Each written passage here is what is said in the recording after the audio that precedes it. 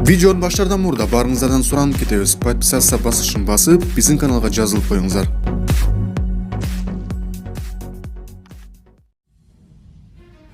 Саламатсыздарбы, Кыргызстан каналынын көрүүчүлөрү. Кыргызстан каналы сиздерге дайыма кызыктуу видеолорду тартуулай бермекчи. Бүгүнкү көрсөтүүбүздө Тилек Токтоналиев үйдө отуруп Amazon аркылуу айына $1000 тапса болот дейт. Bloomberg журналынын маалыматына ылайык, жакында эле жер жүзү боюнча Amazon.com компаниясынын негиздөөчүсү Джефф Безос эң бай адам деп табылды. 2017-жылы анын байлыгы $105 миллиард түзгөн. Amazon интернет дүкөнүнөн бүгүнкү күндө АКШдан тышкары Европа өлкөлөрүнүн жарымы соода кылып товар алат. Дал ушул электрондук дүкөндө Кыргызстанда отуруп деле иштеп, товар сатып, жакшы эле каражат тапса болот. Дүйнөлүк электрондук дүкөндө иштөөнүн жана соода кылуунун жол жобосун биздин берүүбүздө Тилек Токтоналиев айтып берет. Ал аталган сайтта 1 жылдан ашык убакыттан бери иштеп, баар таба баштаган. Алгач бизге Amazon дүкөнү тууралуу маалымат берип койсоңуз. Аталган компаниянын негиздөөчүсү Безос 1 ай мурда дүйнөнүн эң бай адамы деп таанылды. Себеби азыр АКШ элинин жарымы керектүү буюм, кийим, айтор керектүү оокатынын баарын Amazon аркылуу сатып алат. Аталган электрондук дүкөн учурда Европа, Япония, Мексика жана башка өнүккөн өлкөлөрдө иштейт. Анын товар айлантуусу 2016-жылы $135 миллиард түзгөн. Күнүнө бул интернет дүкөнгө мен билгенден 6 миллиондой киши кирсе, секундасына 400 товар сатылат. Бул соода сатык үчүн эң чоң аянтча. Сатуучуларга товарлар үчүн атайын кампаларды ачып, элдин үйдө отуруп соода эле кылуусуна сонун шарт түзүлөт.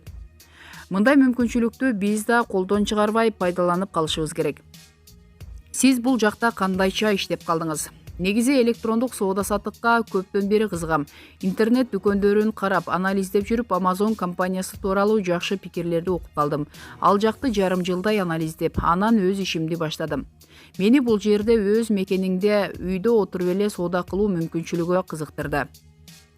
Amazon аркылуу акча табам, иштейм дегендер алгач эмнеден башташы керек? Жол жобосун түшүндүрүп берсеңиз. Бул жерде эң башкысы компьютер, анан интернет керек. Англис тили сөзсүз эмес. Google котормочунун жардамы менен деле иштесе болот. Башкысы көп деле убактыңды албайт. Алгач Amazon сайтына кирип катталасыз. Катталуу мурда бекер жана оңой болчу. Азыр сатуучу көп болуп, ар кандай адамдар киргендиктен ар бирин текшерип калды. Андан соң өзүнчө аккаунт ачасыз. Андан соң сизге электрондук дүкөндөн сиз катталдыңыз, иштей баштасаңыз болот деген билдирүү келет. Ошондон баштап өзүңүз товар жеткирүүчү таап сата баштасаңыз болот. Жеткирүүчүнү, товарды Кыргызстандан эле таптыңыз беле? Негизи Кыргызстандан деле тапса болот, бирок Кытайда логистика жакшы өнүгүп, товардын өздүк баасы арзан. Ананда каалаган товарыңды жасап беришет. Аны өзүңдүн логотип, брендиң менен сатсаң болот. Мисалы, мен ошондой жол менен баштагам. Анын үстүнө ал жакта өз баасы арзан, ыңгайлуу.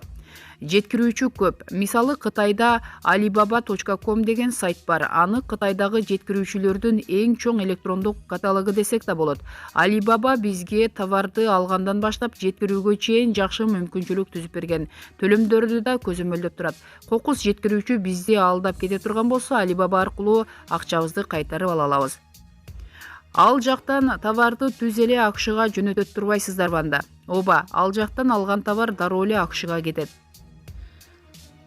Аны көрбөй сапатын карабай эле жөнөтө бересиздерби? Же өзүңөр Кытайга барасыңарбы?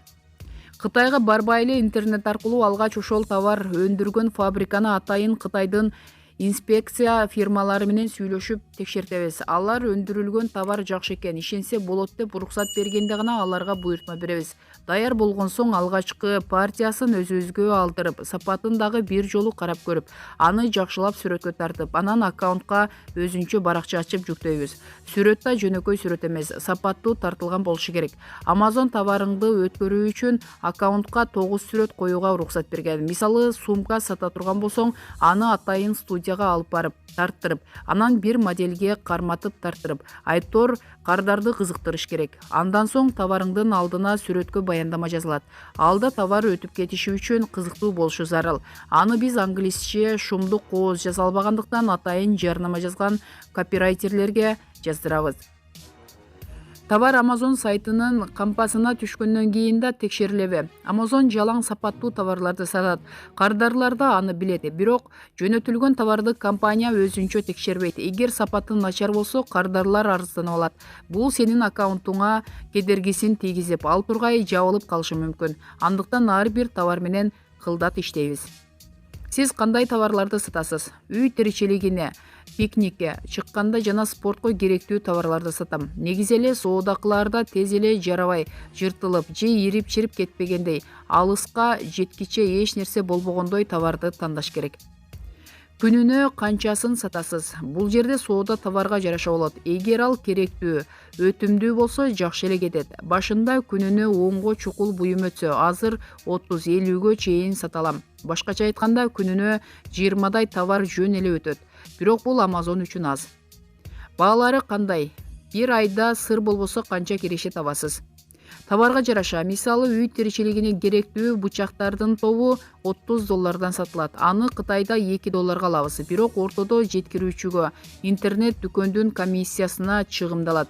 Товарлар мезгилге жараша да өтөт. Мисалы көбү күзүндө, жаңы жылга, Рождество майрамдарына аз калганда жакшы кетет. Менин тапкан акчам жакшы эле. Эгер күнүнө $10 5 товар сатсак, күнүнө $50 түшөт. Аны 30 күнгө көбөйтсөк, баш аягы $1000 чейин өзүбүзгө таза киреше алабыз. Төлөмдөрдү банк аркылуу бүтүрөсүңөрбү? Ооба, Кытайдан товарды жөнөтөөрдө жана товар өткөн соң акчаны банк аркылуу алабыз. Бул жактагы банктардан атайын карточка ачтырып коюу керек. Сиздин саткан товарыңызга акча дароо түшөбү же кандайдыр убакытта айлык сыяктуу төлөп турабы? Товар сатылганда дароо эле менин аккаунтума түшөт, бирок акчаны Amazon 14 күндө бир кутуруп турат.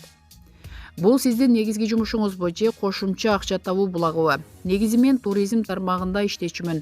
Азыр бул менин негизги жумушум эмес. Күнүнө 2-3 саат убактымды бөлүп, кандай сатылып жатат же кардарлардын суроолоруна жооп берип коем. Калганын электрондук дүкөн өзү сата берет.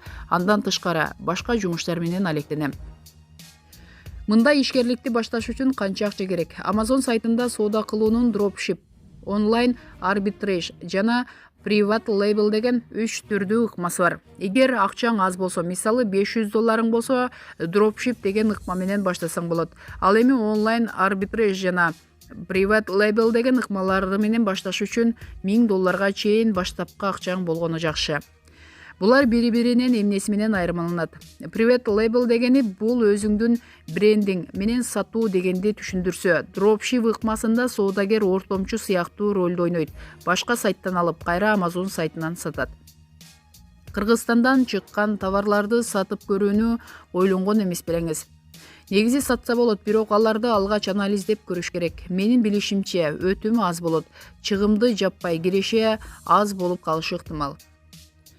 Дүйнөлүк электрондук дүкөн бизге да келиши мүмкүнбү? Кийин уруксат бериши мүмкүн. Бул боюнча катта жөнөтүп көргөнбүз, бирок так жооп келген эмес.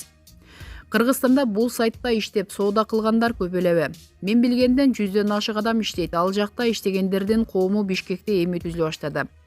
Алардын ичинен көп киреше тапкандары барбы? Товар айлантуусу айына $30-40 миң жетип калгандары бар.